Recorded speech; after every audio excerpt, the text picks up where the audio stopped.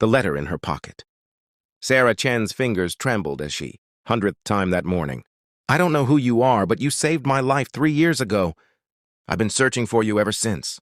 The words blurred as tears welled in her eyes. She had no memory of saving anyone's life. She was just a nurse who showed up to work, did her job, and went home to her empty apartment. Nothing special, nothing heroic. Yet someone out there remembered her as their savior, and now they wanted to find her. The letter had arrived on the worst day of Sarah's life, the day she'd decided to quit nursing forever. It started 6 months earlier when Sarah's mother passed away from the very disease. Sarah had spent her career fighting. The irony wasn't lost on her. 12 years of night shifts, double shifts, holding strangers' hands through their darkest moments, and she couldn't save the one person who mattered most. The grief hollowed her out, leaving behind a shell that went through the motions but felt nothing. Every patient became a reminder of her failure. Every monitor beep echoed like an accusation. Her colleagues noticed the change. Take some time off, they urged. But time off meant sitting alone with her thoughts. And that was worse than any 12-hour shift. So she kept working, kept moving, kept pretending she was fine until the morning she walked into the hospital and simply couldn't do it anymore. She'd written her resignation letter, placed it in her locker, and was heading to the administrative office when she checked her mailbox one last time. That's when she found it. The letter.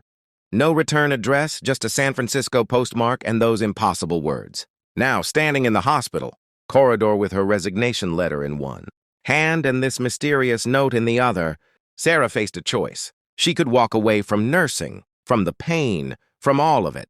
Or she could try to understand what this letter meant. The note included a phone number. Sarah's hand shook as she dialed. Hello? A young woman's voice, bright and warm. Hi, I received a letter. About saving someone's life? A sharp intake of breath. You're her? You're really her? Oh my God, I can't believe I found you! I'm sorry, I think there's been a mistake. I don't remember. Memorial Hospital 3 years ago. You were my brother's nurse. Michael Torres. He was in a coma after a car accident. Sarah's mind raced backward. 3 years ago. She'd worked in the ICU then, had dozens of patients. Michael Torres. The name sparked something, a flicker of recognition. I remember Michael, Sarah said slowly. But I didn't save his life. The doctors...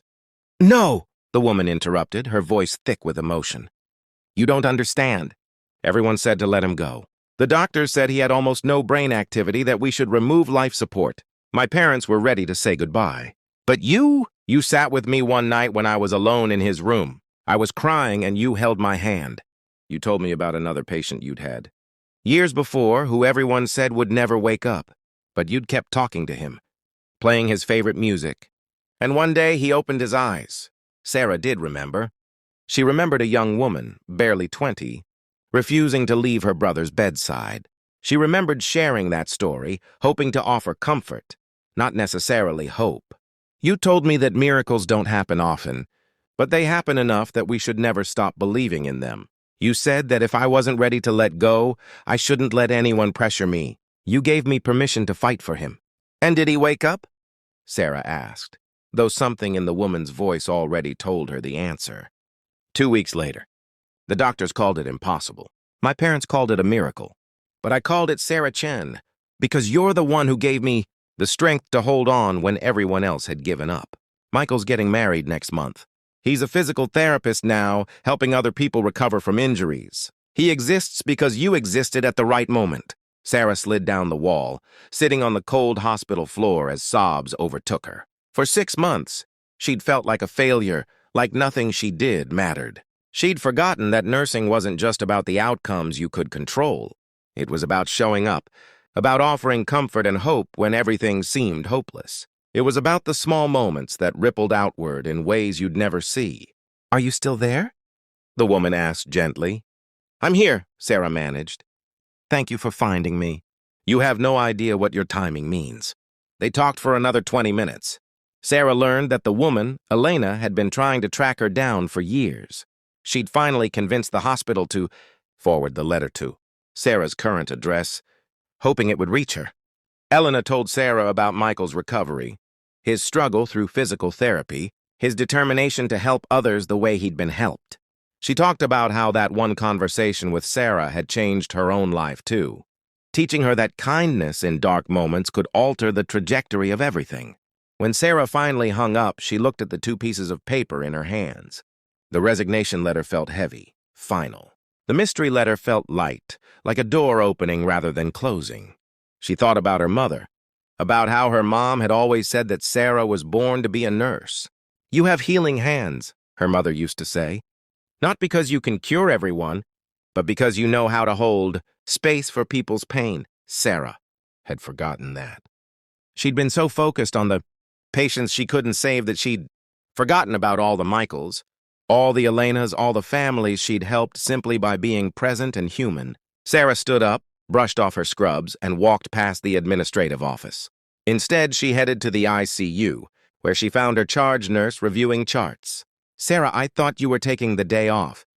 "Change of plans," Sarah said, her voice stronger than it had been in months. "I'm exactly where I need to be." That evening, Sarah sat beside an elderly patient whose family had just received devastating news. She held the daughter's hand, listened to her fears, and reminded her that whatever choice they made would be the right one because it would come from love. She didn't know if this patient would recover. She didn't know if her words would matter. But as she walked to her car that night, she felt something she hadn't felt in half a year: purpose. The letter in her pocket had reminded her of a simple truth. You don't need to save everyone to matter. Sometimes saving one person, or simply standing beside them in their darkest hour, is enough to justify everything. And sometimes, when you've forgotten why you do what you do, the universe sends you a reminder that you were exactly who someone needed, exactly when they needed you. That's not just nursing. That's humanity at its finest, showing up, holding space, and trusting that small acts of kindness create ripples we'll never fully see, but that change the world nonetheless.